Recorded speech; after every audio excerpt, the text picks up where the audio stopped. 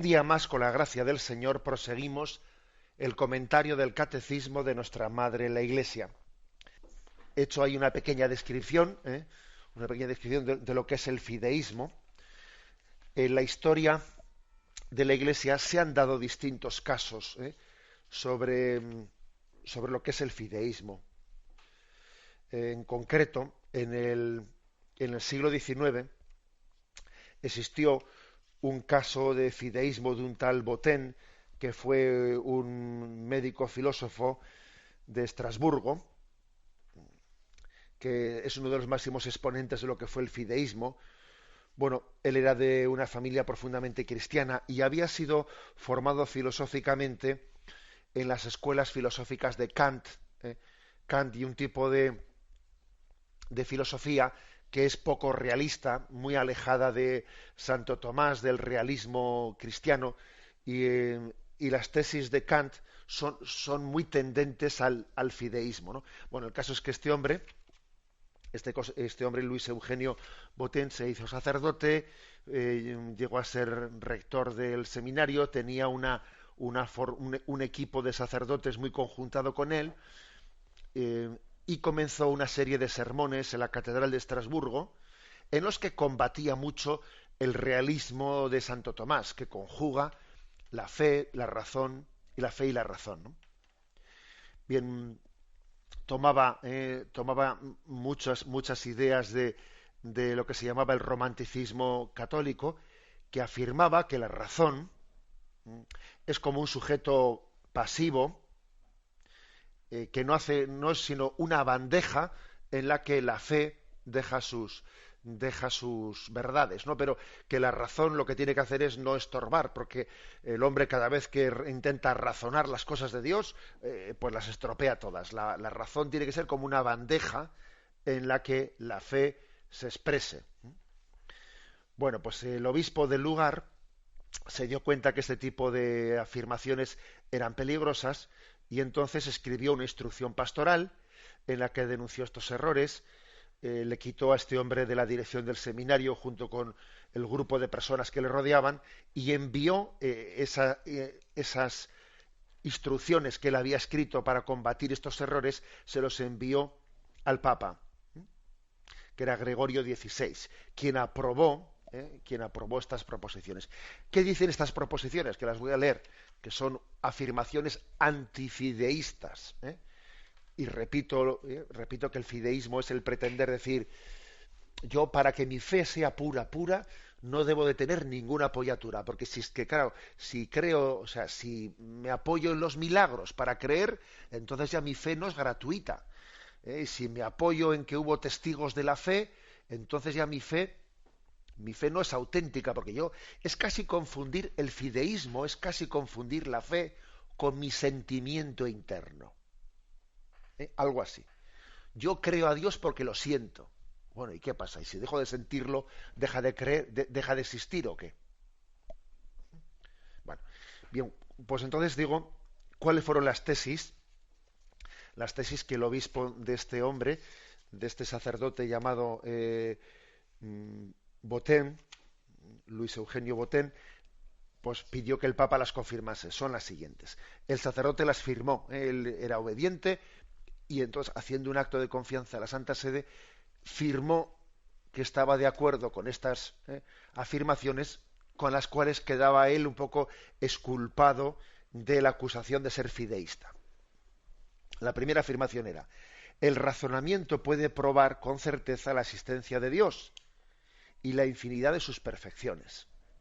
La fe, don del cielo, es posterior a la revelación. De ahí que no se puede alegar correctamente a un ateo como prueba de la existencia de Dios. Es decir, la primera afirmación: oye, tenemos un razonamiento que nos da la capacidad de probar la existencia de Dios. Claro, y yo, cuando estoy hablando con un ateo,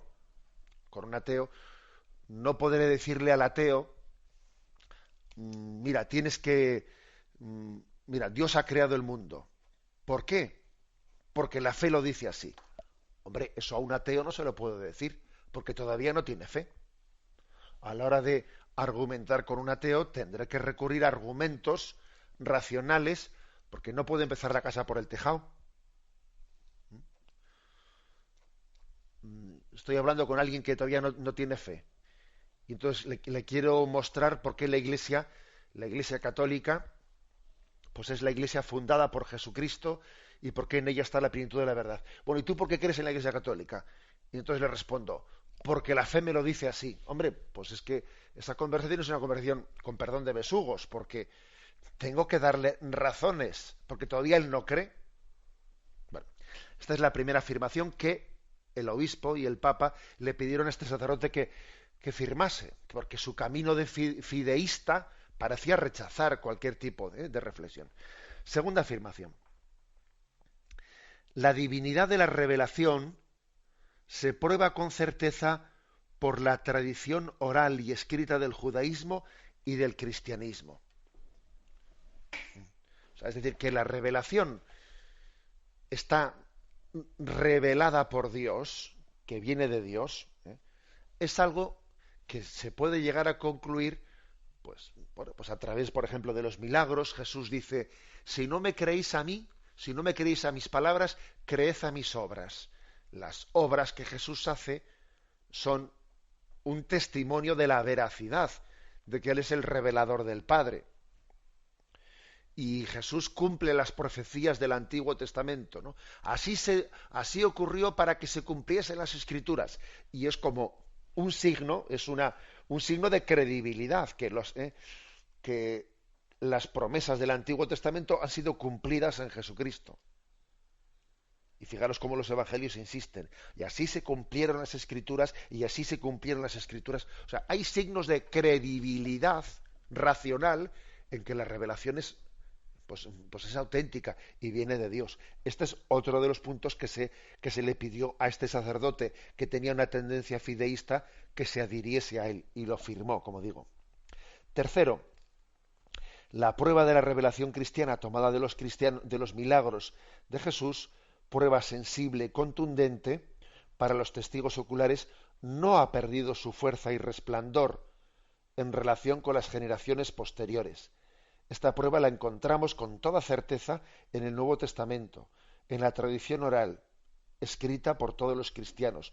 Por medio de esta doble tradición hemos de demostrar al incrédulo que la rechaza o a quienes la desean, aunque aún no la admitan. O sea que las pruebas que Jesús dio de su divinidad siguen teniendo valor hoy. ¿Eh? Porque aunque nosotros no hayamos sido testigos de aquellos milagros, tenemos razones muy fundadas para apoyarnos en el testimonio de quienes las vieron. O sea, nosotros no únicamente podemos ver como argumento de razón un milagro del que hemos sido testigos, sino también del que nos han hablado otros testigos, que vemos fiable su testimonio. Ojo, que hoy en día hay una tendencia de tipo fideísta, que viene a decir que no, que esos milagros que narran el Evangelio, pues ya esos no pueden tener para nosotros una fuerza probatoria. ¿Por qué no? ¿Porque lo dice usted? ¿Porque es una especie de ideología que le lleva a afirmar eso? Bueno, seguimos. El punto cuarto. No hay derecho a esperar de un incrédulo que admita la resurrección de nuestro divino Salvador sin haberle suministrado ciertas pruebas de ella. Y estas pruebas se deducen por el razonamiento.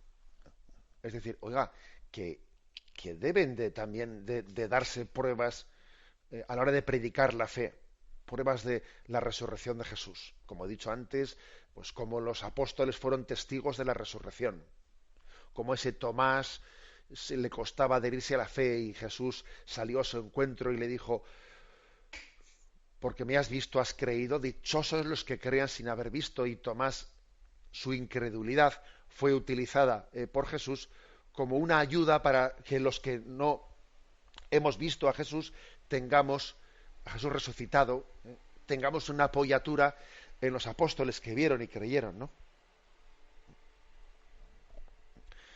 Insisto, no sé qué hoy en día cuál es el mal principal de los dos. si el fideísmo o el racionalismo. Los dos males están teniendo lugar hoy en día. Quizás en el seno de la Iglesia puede, en algunos sectores teológicos, etcétera, hay más de fideísmo, y en otros sectores fuera de la Iglesia puede haber algo más de racionalismo, pero es curioso que se den la mano los dos errores.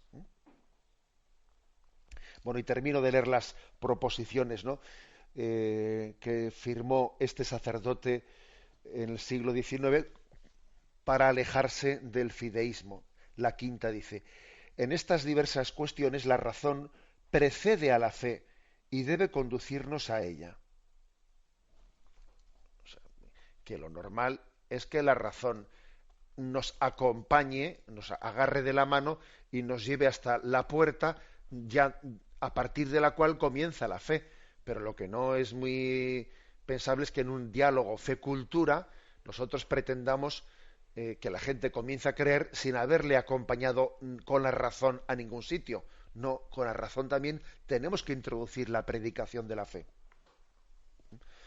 Bueno, por ejemplo, en este mismo programa de Radio María estamos predicando el mensaje de fe de la Iglesia, pero obviamente nos servimos de la razón para entender que las verdades de fe que la Iglesia predica, o sea, no son irracionales, sino que se conjugan, no son irracionales. Una cosa es decir son razonables y otra cosa es decir que todas son una especie de conclusión de la razón. No, hombre, hay cosas de fe que superan a la razón, pero no son irracionales, no son contrarias a la razón. Una cosa es superar a la razón y otra cosa es ser irracional.